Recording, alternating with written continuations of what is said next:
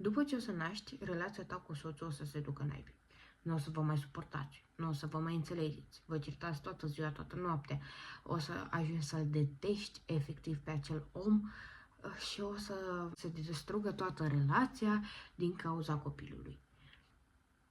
Cred că majoritatea dintre noi, graviduțele, am auzit cel puțin o dată chestia asta, fie că ni s-a spus direct sau că alte prietene au auzit lucrul ăsta sau că prietenele noastre au trecut prin asemenea situații și ni s-a zis și nouă.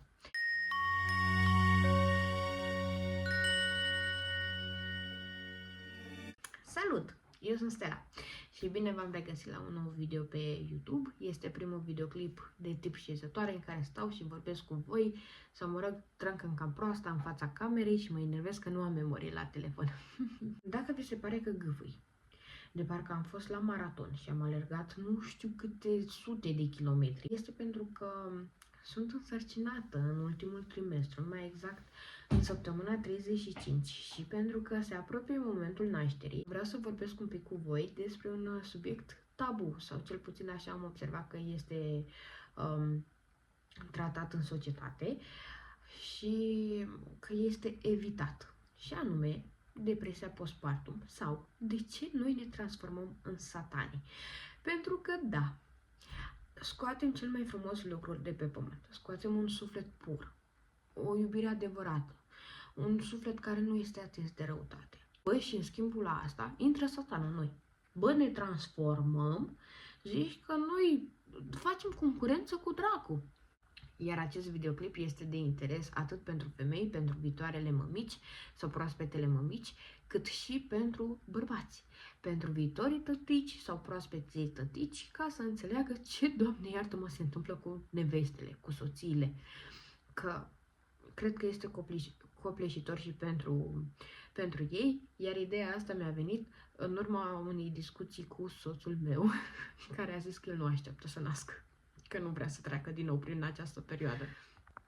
Am observat că nu prea se discută de acest lucru, de depresia postpartum, și am înțeles că cifrele ar arăta că ar fi un număr destul de mic de femei care suferă de o depresie postnatală, dar de fapt ar fi un număr mult mai mare. Undeva la 90% dintre femei au șanse să dezvolte în primul an de zile o formă de depresie mai severă sau mai ușoară, în funcție de fiecare, de cum duce fiecare, cum face față situațiilor, de fapt.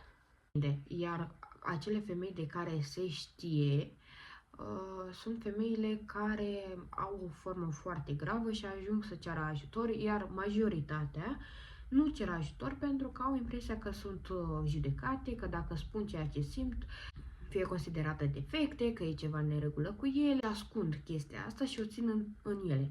Adevărul e că o să vă vorbesc un pic din propria experiență, pentru că din păcate, eu am suferit de o formă ușoară de depresie postnatală și mi-am dat seama de chestia asta târziu, undeva pe la 8-9 luni după ce am născut, iar în momentul în care eu mi-am dat seama că ceva este în neregulă cu mine, deși soțul îmi tot spunea, eu nu vroiam să cred, atunci s-a produs declicul și s-a schimbat totul și am început să lucrez la mine și la gândirea mea și să-mi revin, efectiv.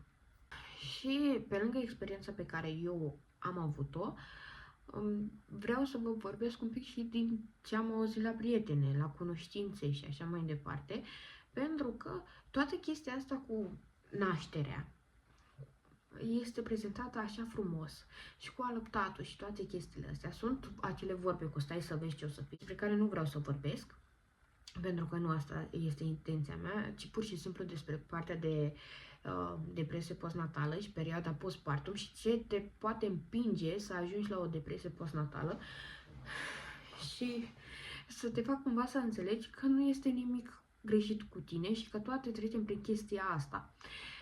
Nu vreau să pară că mă plâng. Subliniez chestia asta.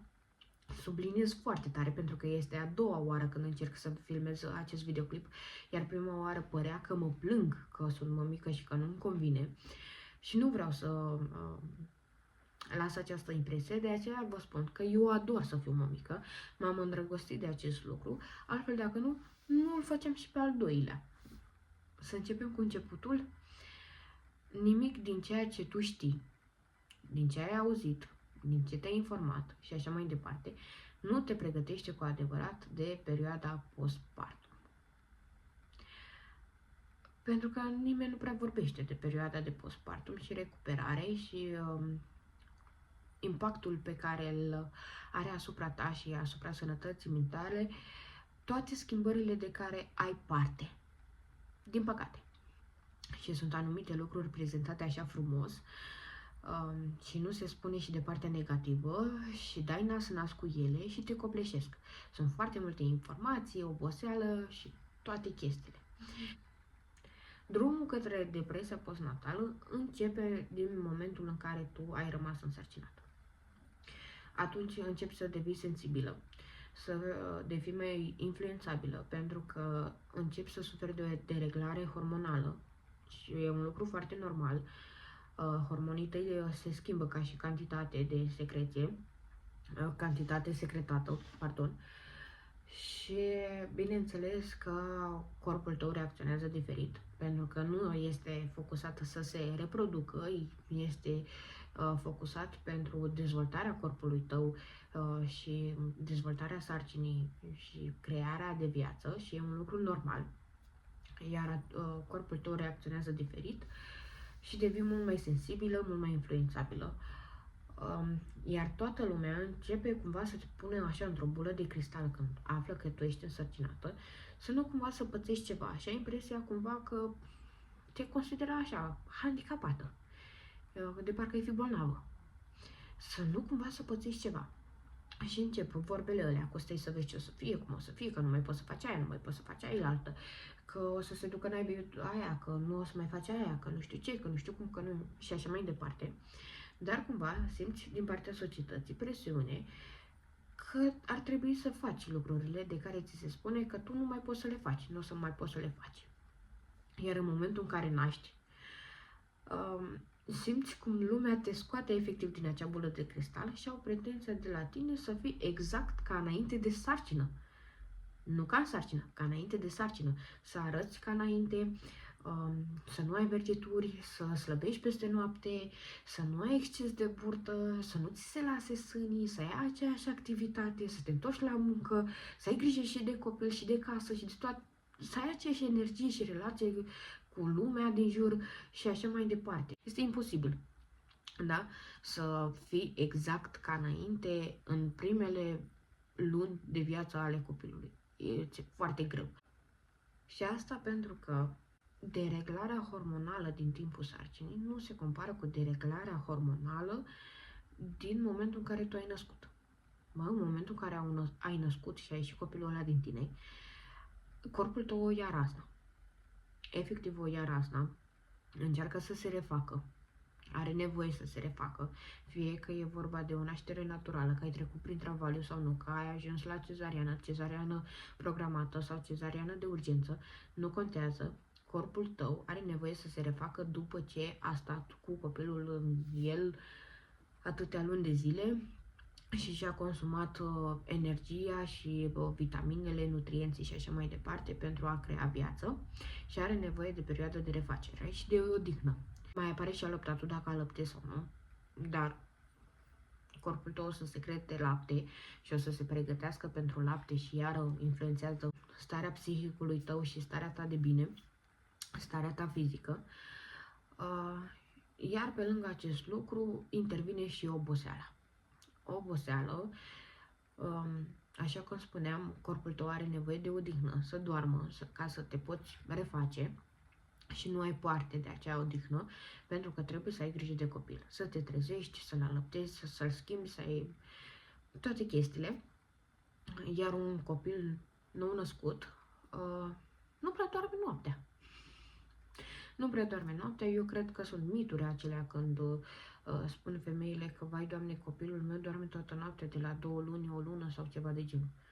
Eu nu cred și nu mi se pare sănătos ca un copil de câteva luni, o lună, 2, 3, să doarmă toată noaptea, pentru că are stomacul foarte mic și trebuie să fie hrănit și să fie hidratat. Mi se pare, nu știu, foarte periculos și mi-aș face griji dacă copilul meu ar dormi toată noaptea sau ar lega mai mult de 3 ore de somn.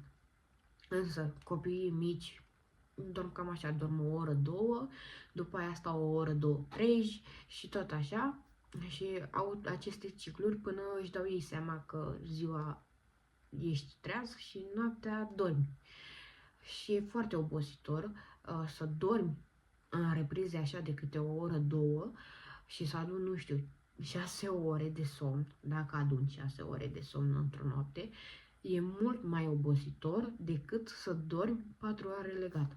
Nu se compară absolut deloc, dar absolut deloc oboseala. Iar din aceste motive, corpul tău este slăit de energie. Iar tu în această perioadă de început ești foarte sensibilă din cauza hormonilor și din cauza oboselei și ești foarte influențabilă. Este un combo perfect pentru depresie postpartum și să ajungi să nu mai fii stăpână pe psihicul tău. Iar la acest combo se adaugă fricile pe care tu le ai involuntar, fiind proaspăt mămică, la prima naștere, la primul copil, ai niște frici din cauza că ai foarte multe informații acumulate, sunt situații noi, tu nu te-ai mai întâlnit cu așa ceva, nu știi exact cum să gestionezi, nu știi dacă faci bine sau nu, pentru că nu ai un feedback din partea copilului și na, dacă doarme, de ce doarme? Dacă nu doarme, de ce nu doarme? Dacă plânge, de ce plânge și tot așa. Iar fricile astea sunt cumva întărite de către acele sfaturi necerute din partea familiei.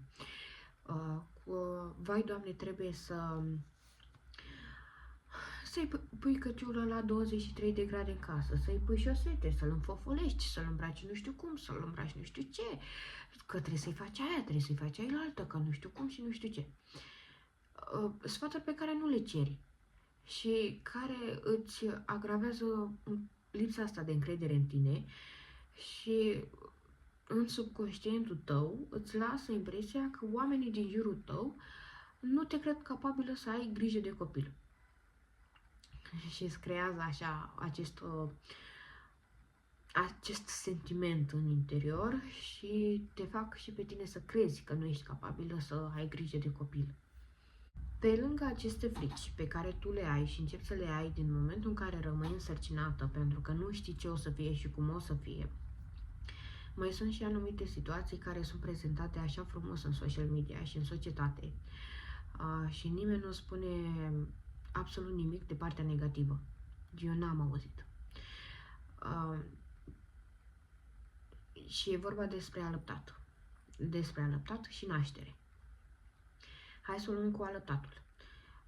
Toată lumea mi-a spus că e un lucru așa frumos și minunat și am auzit că este alăptatul a fost așa prezentat în ochii mei ca fiind un lucru minunat, așa ușor natural și spuneam cu gura mare că e imposibil să nu poți să alăptezi, că e un lucru natural, că nu știu ce.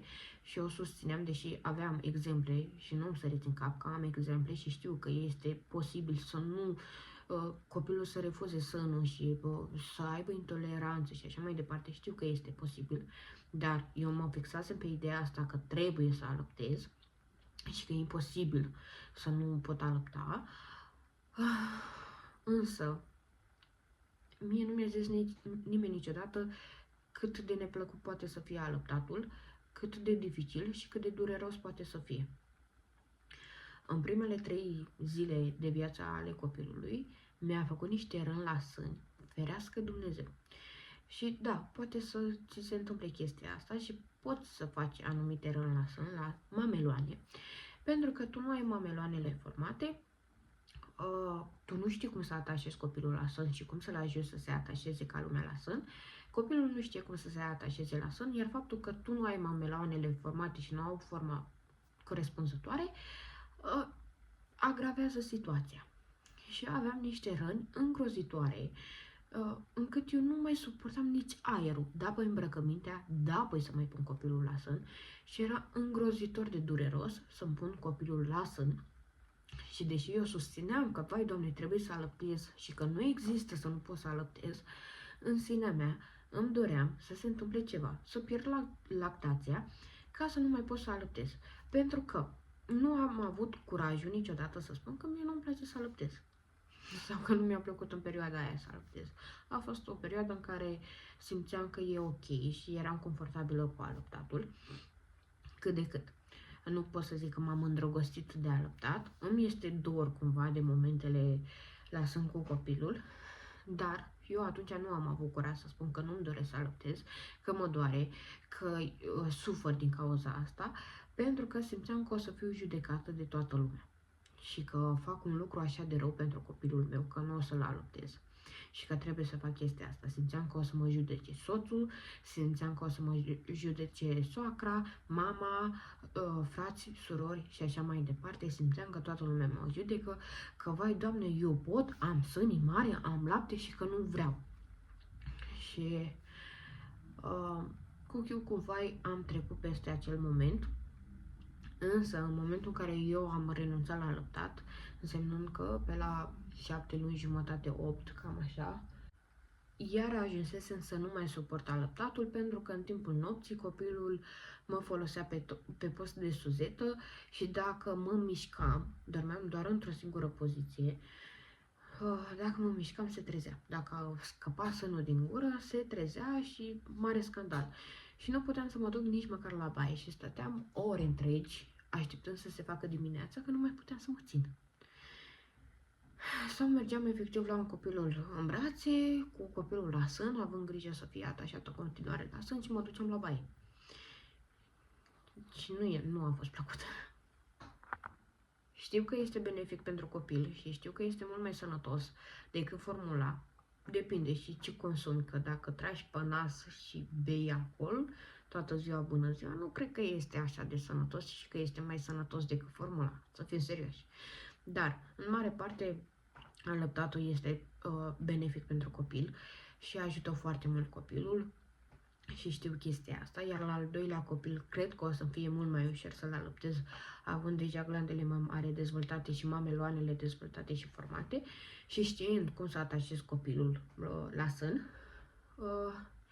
Însă nu cred că o să o fac cu o adevărată plăcere, așa cum spune toată lumea, că e plăcerea aia nemărginită și că e un moment, nu știu, nu cred că o să fac asta cu așa multă plăcere.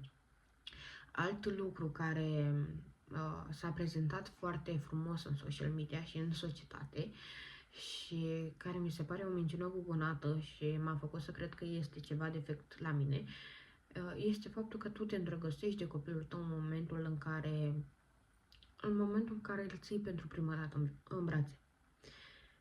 Eu n-am pățit lucrul ăsta, nu m-am simțit îndrăgostită de copilul meu, n-am simțit acea iubire nemărginită, am simțit că este un străin. Mă uitam la el și foarte mult timp, efectiv foarte mult timp, nu îmi venea să cred că este copilul meu și că eu sunt mamă. Simțeam că este un copil, mă simțeam responsabilă de el, aveam grijă de el și așa mai departe, dar mi-a luat foarte, foarte mult să mă acomodez cu gândul că sunt mamă și că sunt mama copilului și că el e copilul meu și că a crescut în mine, nu știu cum să spun, și n-am avut curaj să spun lucrul ăsta mult timp, pentru că n-am mai auzit pe nimeni spunând acest lucru și am avut impresia că sunt eu defectă și că e ceva greșit la mine. Am început să-mi asum acest lucru și să mi-l spun mie, da, în momentul în care am început să aud și alte mămici care spuneau că și ele au simțit că copilul este un străin și că nu au simțit acea iubire nemărginită din prima și că acea iubire s-a construit. Eu acum îmi iubesc copilul, îl divinizez, nu se pune problemă de așa ceva, îl ador, nu știu cum să vă explic. Dar atunci, în momentul nașterii, n-am simțit acest lucru. Deși, repet, m-am simțit responsabilă față de copil și mi-am asumat responsabilitatea față de copil. Dar la ceva timp am aflat că, de fel, femeile care au avut o sarcină grea, stresantă, cu riscuri, sau femeile care au trecut printr-o operație de cezariană de urgență și că nu a decurs sarcina așa, nașterea așa cum și-au dorit ele, cum a fost în cazul meu, nu simt acea iubire nemărginită și din cauza șocului și din cauza anesteziei, pentru că sunt amorțite și nu au aceeași reacție ca și um, femeile care nasc natural. Și mi se pare normal cumva, adică pentru mine, personal, a fost traumatizant să mă duc, să stau atâtea ore în travaliu și când să fie momentul expulziei să mi se zică intrăm în operație de urgență, că dacă nu îți moare copilul. Și a fost șocant pentru mine. Iar în momentul în care am auzit că țipă copilul, am zis că bun, ok, acum eu pot să mor, copilul este bine, este viu. Și repet, de lucrurile astea eu nu am auzit să se vorbească. Nu știu dacă este cineva care a povestit în social media și să expună așa situația, dar mie mi-ar fi plăcut să le știu de dinainte, să nu mă mai consider eu vinovată că e ceva greșit la mine. Iar pe lângă toate chestiile astea, eu fiind deja foarte afectată, obosită, extenuată, corpul tău este extenuat, este obosit, și are nevoie de refacere, de recuperare, am simțit acea presiune din partea societății, cum că eu trebuie să fiu la fel ca înainte de sarcină. Și mi s-a zis foarte des, de foarte multe ori, că ceva e în neregulă cu mine, că eu nu mai sunt la fel ca înainte, că nu mai arăt ca înainte, că nu mai sunt la fel de sociabilă, că nu mai postez pe social media, că nu mai fac, că nu mai trec, că nu știu ce. Eu mă simțeam vinovată că nu puteam să mă ocup de treburile casnice și ceea ce îmi doream să fac la fel ca înainte.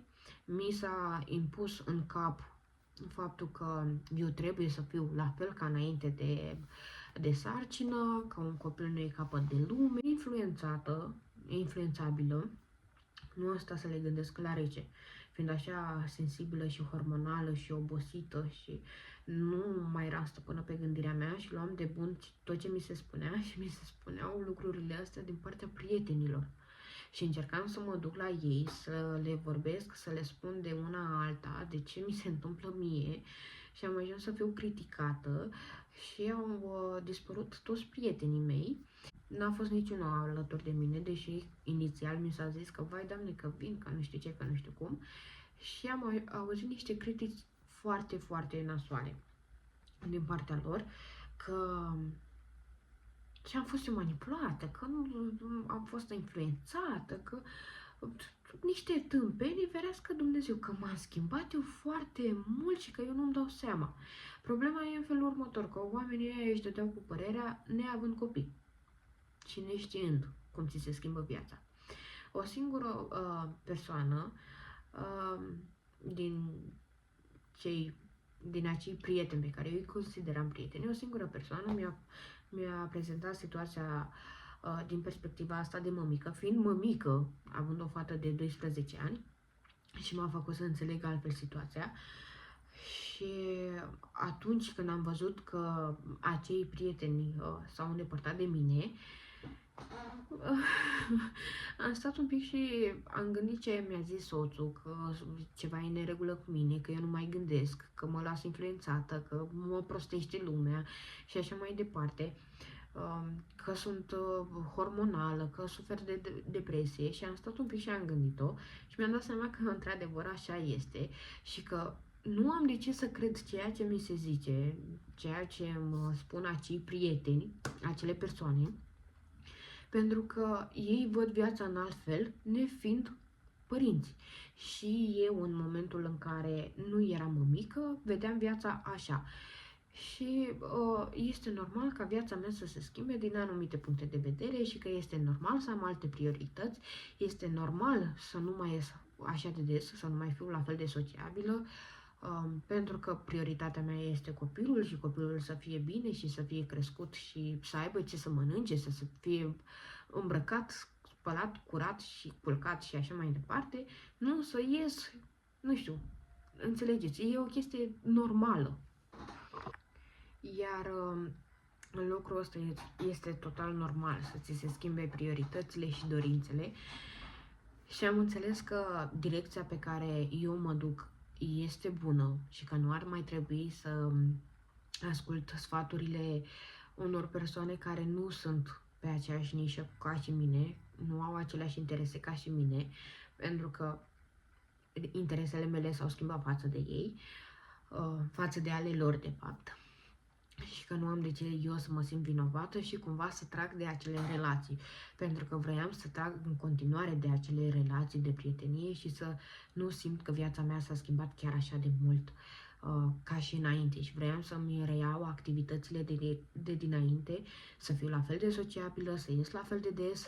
Vroiam și soțul să iasă la fel de des pentru că noi până să nasc ieșeam destul de des împreună din casă și petreceam timp împreună, însă bineînțeles că și prioritățile lui s-au schimbat și s-a axat mai mult pe muncă și în momentul de față lucrează foarte, foarte mult și face chestia asta pentru noi, pentru familie, că la fel ca și mine, dacă n-ar fi fost copilul, nici el nu s-ar fi simțit așa de motivat ca să evolueze, n-ar fi avut motivație, n-ar fi avut motiv să evolueze așa de mult.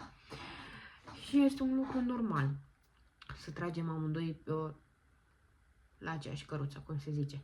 Am realizat că nu am de ce să am aceleași activități ca și înainte și am realizat că este ok că corpul meu s-a schimbat.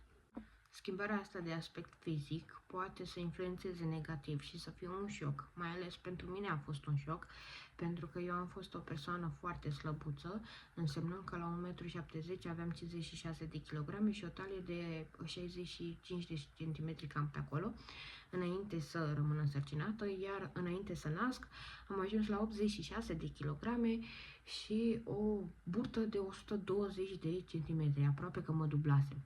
Și a fost un șoc pentru mine, iar toată lumea îmi spunea că, vai Doamne, că să nu fac griji de așa ceva, că intru în maternitate cu burtă și ies fără burtă.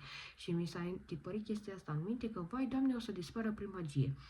Și a fost un șoc când am văzut că eu în continuare am burtă și că pare că sunt însărcinată și că în continuare ar fi copilul înăuntru, că așa pare. Și a fost șocul atât de mare încât eu nu suportam să mă uit la mine în oglindă. Până nu a scăzut burta, eu nu am suportat să mă uit la mine în oglindă.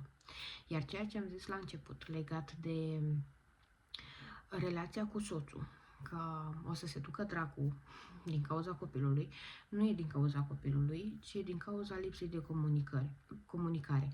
Nu știm cum să-i comunicăm soțului ce este cu noi, ce se întâmplă cu noi, el nu știe, nu înțelege. Nu știm ce vrem de la el, cum să se comporte, avem pretenția ca el să fie la fel de implicat ca și noi, ceea ce este imposibil. Avem impresia că el nu ne înțelege și este adevărat că nu ne înțelege, pentru că el nu are de unde să știe cum e să fii însărcinată, cum e să naști, cum e să alăptezi și așa mai departe. Și el nu înțelege cum e să ți se schimbe viața dintr-o dată și cumva toată activitatea pe care tu o făceai înainte să se transforme în total altceva și că ești închis în casă și te simți că ești închis în casă. Iar lipsa asta de comunicare, că noi nu știm să-i spunem ce ne deranjează, ce vrem și așa mai departe și cum să-i explicăm ce ne doare și ce este cu noi și el neștiind ce este cu noi, ajunge să influențeze negativ relația. Dar ca totul să fie ok, vă sfătuiesc să încercați să comunicați cu partenerul, să-i spuneți ce cu voi și să vorbiți deschis, fără teamă, fără critică, fără judecată și așa mai departe, pentru că o să fie ok. Este pur și simplu o etapă, este normală, o să treacă, nu așa este toată viața și nu înseamnă că așa o să fie căsnicia ta de acum încolo și viața cu copilul și așa mai departe. Este pur și simplu o etapă, este o perioadă care va trece. Asta este tot, nu mai stau să trâncăt pentru că nu mai am memorie la telefon. Sper că v-a fost de ajutor, sper că a fost de interes, sper că ați primit informații utile și vă mulțumesc că ați stat până la final. Vă aștept duminică cu un nou daily și aștept feedback-ul din partea voastră. V-am pupat!